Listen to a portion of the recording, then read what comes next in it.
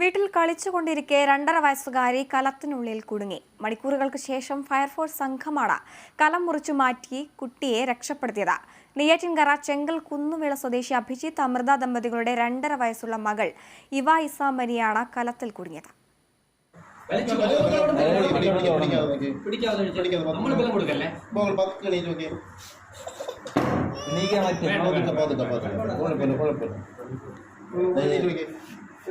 അത് തന്നെ പറ്റും.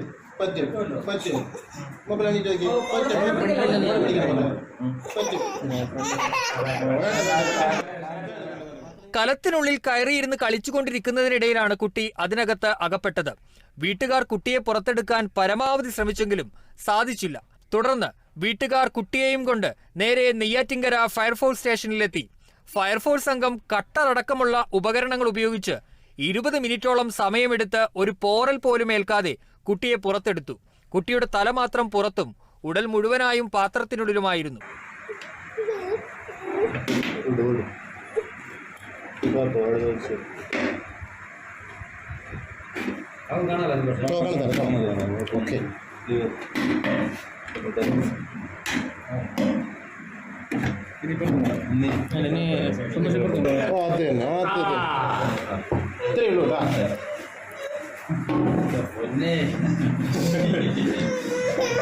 കുട്ടിയുടെ തല മാത്രം പുറത്തും ഉടൽ മുഴുവനായും പാത്രത്തിനുള്ളിലുമായിരുന്നു.